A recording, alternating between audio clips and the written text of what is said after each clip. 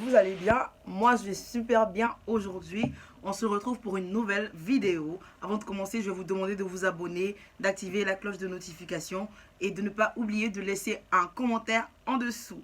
Voilà, aujourd'hui je vais vous proposer une vidéo qui va vous parler de comment écrire sa lettre de motivation. Alors cette vidéo, je pense que j'aurais dû la faire un peu plus tôt parce que je pensais que ça allait pas être super difficile pour des gens qui s'y sont jamais pris de le faire. Du coup, j'en parlais brièvement dans mes vidéos et je me suis rendu compte que ça n'a pas été perçu comme je le voulais. Il y a des gens en ce moment qui m'écrivent et qui seront perdus de tous les côtés. J'espère que ça va se passer bien, tout simplement. J'ai reçu plein de questions à savoir comment écrire sa lettre. En fait, c'est quoi la lettre? Comment faire? Qu'est-ce que je dois écrire? Qu'est-ce que je dois pas écrire? Il y a même des gens qui m'ont envoyé leur lettre, que je la visionne.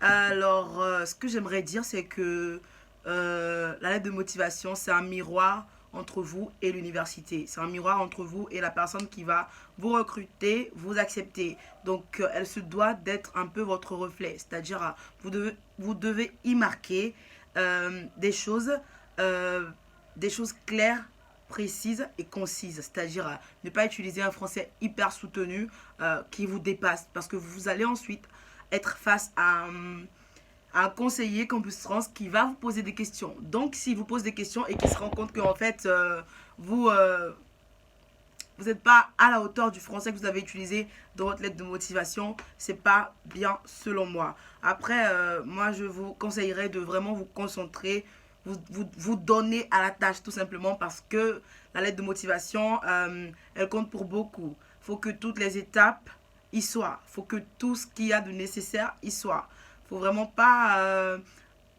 utiliser tous les caractères. Il ne faut vraiment pas utiliser tout le champ qui vous est donné pour écrire des choses, mais qui ne sont pas nécessaires.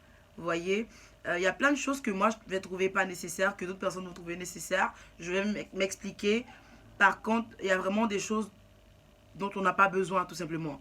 Après, je peux dire que faites pas ci, faites ça, mais je vais préciser que c'est pas à proscrire, c'est-à-dire c'est pas à supprimer, c'est pas absolument à supprimer parce que il y a des choses que certaines personnes ont fait que moi j'ai pas fait qui ont marché.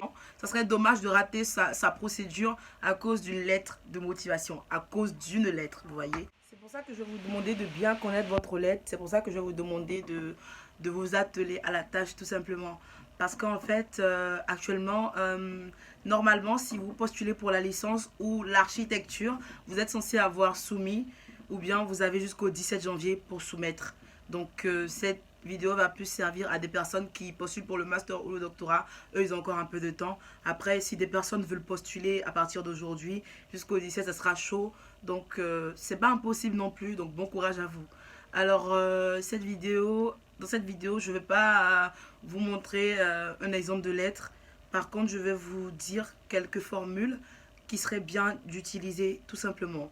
La lettre de motivation, elle doit comprendre plusieurs parties. La présentation, par exemple.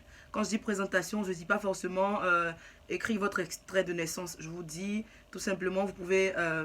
c'est tout simplement la tête de la lettre. C'est tout simplement le début de la lettre. La phrase qui va accrocher dès le départ. Vous pouvez commencer en disant je m'appelle Kwaku Yao ou bien je m'appelle Kofi Conan.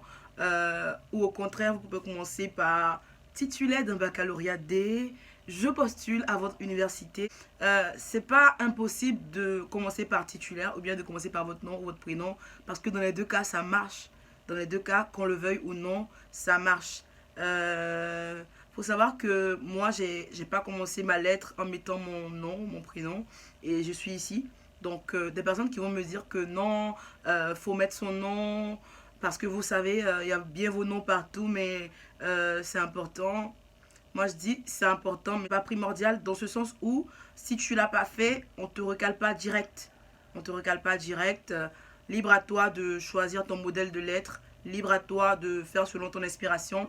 Libre à toi de faire ce que tu veux. Donc, voilà. Ensuite, il va falloir dire votre projet d'études. Puis, votre projet professionnel. Et cet ordre, selon moi, il est à respecter obligatoirement. Parce qu'en fait, c'est chronologique, tu vois.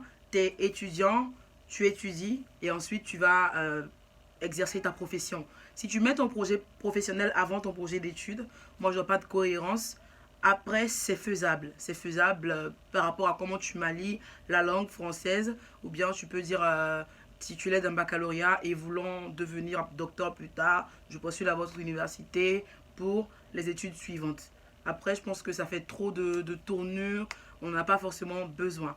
Mais c'est pas impossible, je dirais. Donc, avant, vous vous présentez et ensuite, vous présentez votre projet d'études et votre projet professionnel.